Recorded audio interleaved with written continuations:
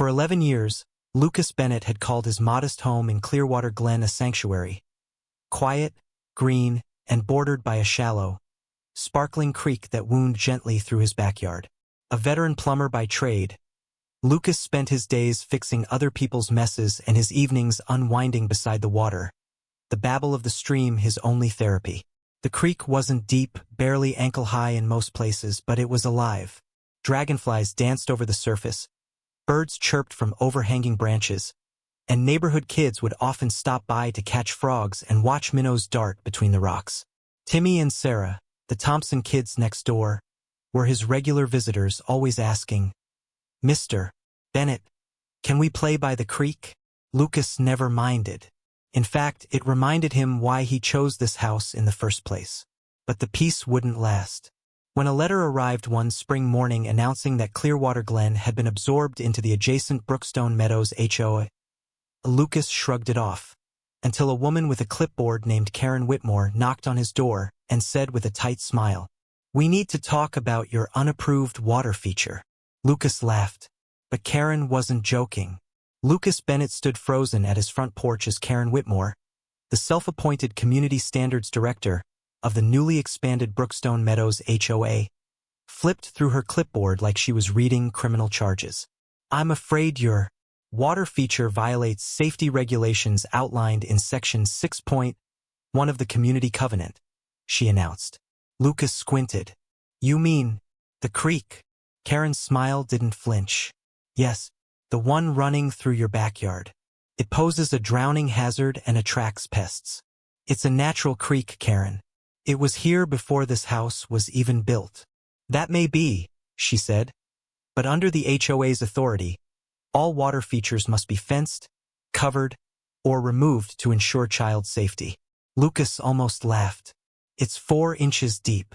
Rules are rules," she replied coolly. "You'll receive an official violation notice within 48 hours. True to her word, the letter arrived 2 days later. $500 fine for an unapproved water feature. 30 days to drain it or face $100 daily penalties. Lucas' blood boiled. He visited City Hall, hoping for backup. The clerk shrugged. "If it's on private property and the HOA has jurisdiction, there's not much you can do unless you want to hire an attorney." That night, Lucas walked along the creek with a flashlight. That's when he noticed something odd. A metal pipe partially hidden in the brush, leading into the creek from the back of the newer homes built uphill. Curious, he traced it back. What he found made his stomach twist. A retention pond behind the Whitmore estate, with runoff and drainage pipes feeding directly into his creek. In fact, the entire upper neighborhood's stormwater flowed through it. He snapped photos and videos, documenting everything.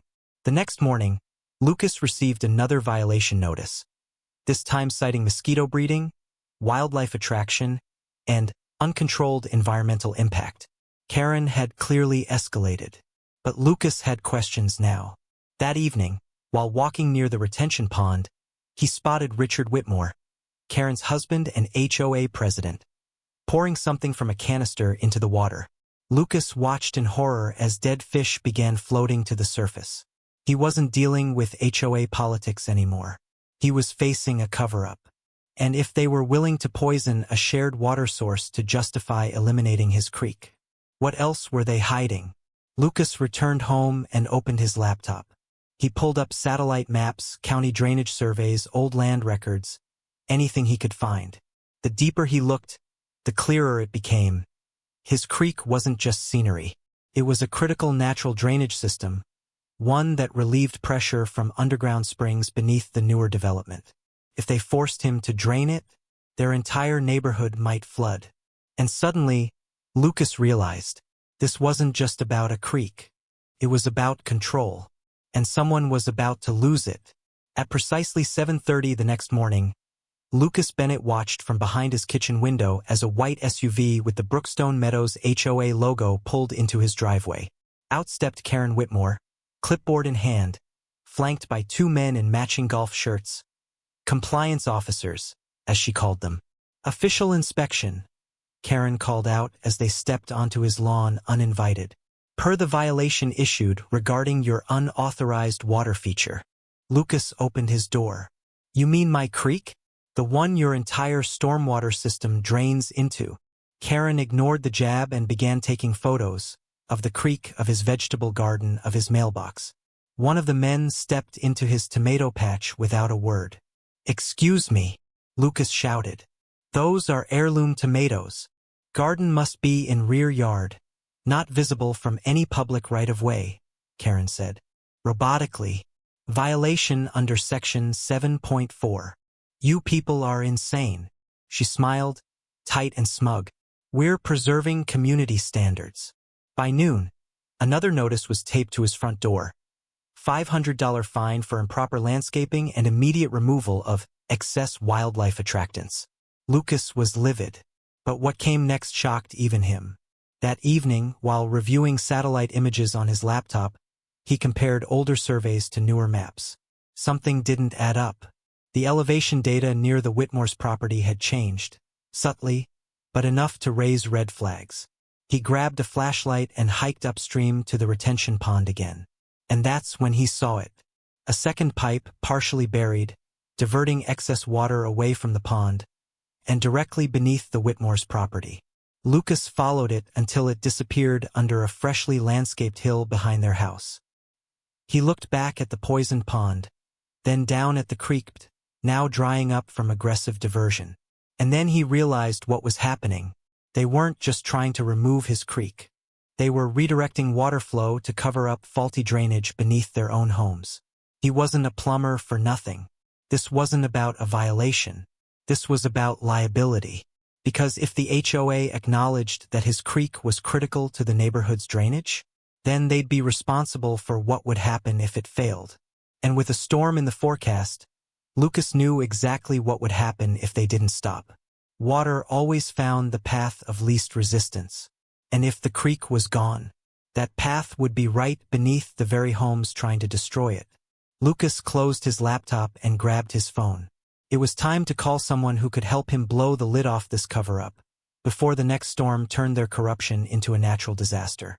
2 days after the HOA forced Lucas Bennett to drain his beloved creek, the skies opened. It wasn't just rain. It was a deluge. By midnight, Lucas was pacing inside his dark living room, flashlight in one hand, phone buzzing in the other. Elaine, a neighbor from 2 streets over, had just texted.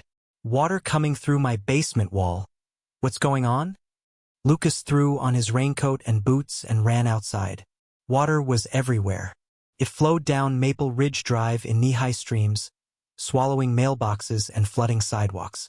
Flashlights flickered in windows.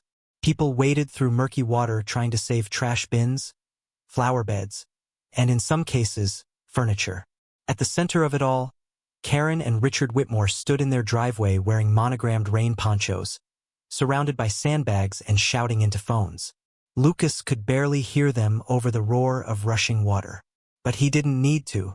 He already knew what was happening. The moment they diverted the creek underground, they disrupted the only natural drainage channel that had kept this entire side of Clearwater Glen from flooding.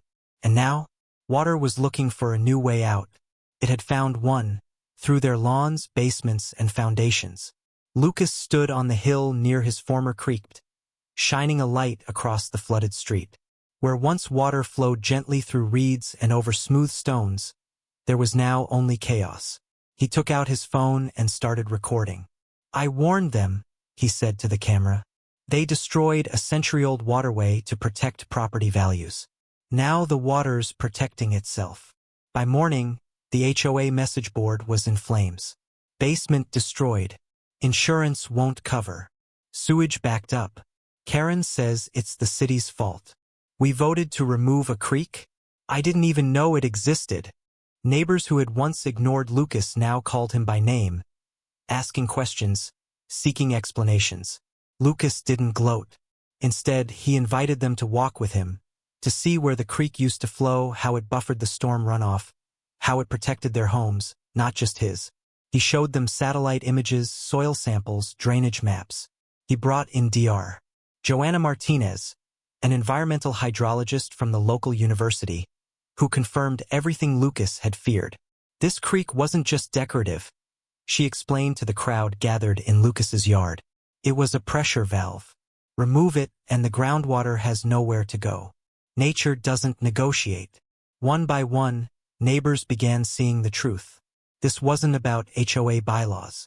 It was about a community built on fragile land, protected only by systems no one respected until it was too late. Lucas looked at the flooded driveways, the cracked sidewalks, the frustrated homeowners. And for the first time, they didn't see him as the guy with the creek. They saw him as someone who understood the land better than anyone. And they were finally ready to listen. 3 days after the storm, Lucas Bennett was no longer just the guy with the creek. He was the only reason Clearwater Glen hadn't become a disaster zone. And the rest of the neighborhood knew it. The HOA, however, wasn't giving in quietly. Karen Whitmore had gone on the local news claiming the flooding was caused by historic rainfall and city infrastructure failure. But Lucas had a different narrative, and this time he had proof. With Dr. Martinez by his side and the support of over 60 homeowners, Lucas delivered a formal request to the County Environmental Board, an investigation into Brookstone Meadows HOA and their unauthorized manipulation of a natural watershed. And that was when everything changed. Turns out the HOA's stormwater redirection wasn't just irresponsible, it was illegal. Within a week, county inspectors had flagged multiple code violations, including unauthorized pipe installations, tampering with protected water channels, and failure to conduct environmental assessments. Karen and Richard tried to hold an emergency meeting at the community center, but for the first time, the room was packed and not on their side. Elaine Wong, whose basement had flooded, stood up with a stack of petitions. "We've collected signatures from 78% of homeowners," she said. "We're calling for a vote to remove the entire board." The room erupted in applause. Lucas sat quietly in the back, watching it all unfold. Not smug, just steady. That night, as the stars shimmered above the once dry creek, he and a small group of neighbors stood at its edge with shovels, flashlights, and a purpose. Together, they began the process of reopening the original water channel carefully, methodically, respectfully. Lucas knelt at the soil and pressed his hand to the earth. "You're coming back," he whispered. "We won't fight you this time." By morning, water trickled again, slow and uncertain at first, then stronger, clearer. And as the sun rose over Clearwater Glen, neighbors came out of their homes, kids in tow, to watch something quietly miraculous. Nature returning.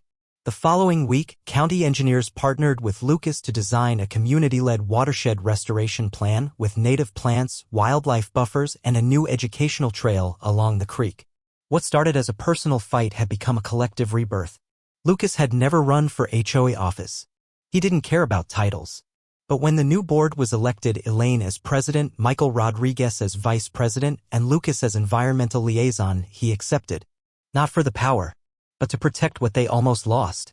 6 months ago, Lucas Bennett was just a quiet plumber with a love for frogs and creekside peace. Now he stood beneath a white tent at the creekside restoration ceremony, holding a microphone, flanked by city officials, environmental experts, and neighbors who used to avoid eye contact in the street. The mayor had just finished thanking him for his resilience, vision, and unwillingness to back down in the face of bureaucratic overreach. Lucas cleared his throat, scanning the crowd. "I didn't plan for any of this," he began. "All I wanted was to sit by the water at the end of a long day." Laughter rippled gently through the audience. "But when you're forced to choose between peace and doing what's right," he continued, "sometimes the choice is made for you." He looked down at the restored creek flowing nearby, crystal clear, winding gently between carefully placed rocks, surrounded by new native plants. Children were already crouched at its edge with nets and wonder in their eyes.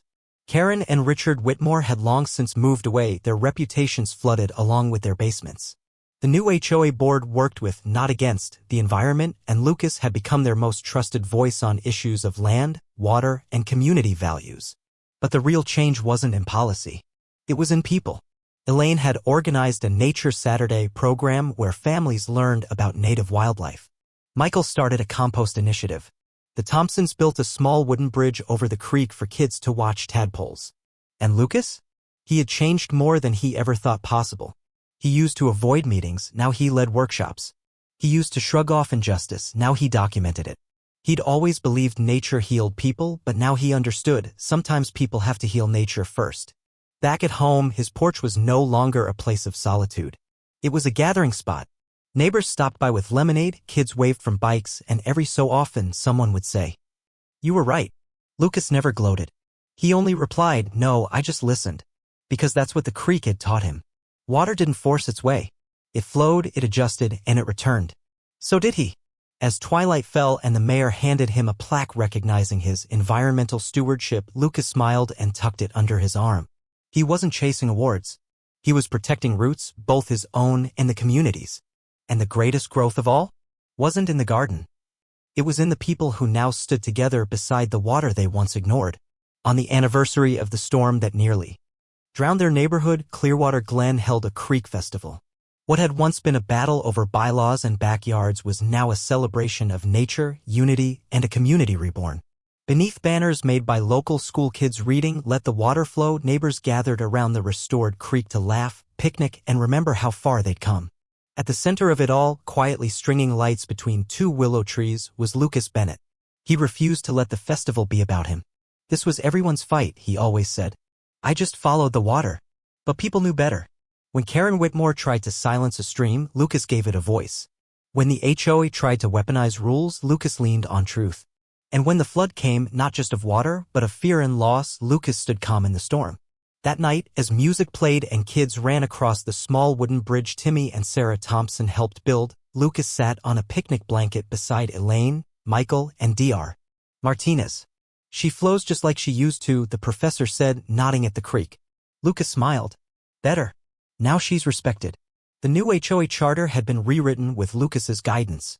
It protected natural waterways, limited overreach, and even offered tax incentives for homeowners who added native landscaping. But perhaps the biggest change? People had stopped being afraid. Afraid of speaking up. Afraid of questioning the rules. Afraid of those who confused control with leadership. That fear had drained away, just like the stormwater used to through the old creek. And in its place?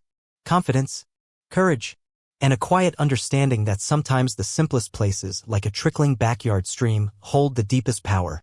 As lanterns floated gently downstream, one of the children called out, "Mr. Bennett, is this your creek?" Lucas thought for a second before replying. "No, buddy. It's ours." Cheers erupted from the far end of the bank where Taylor Williams was handing out cold lemonade and copies of their new community nature pledge.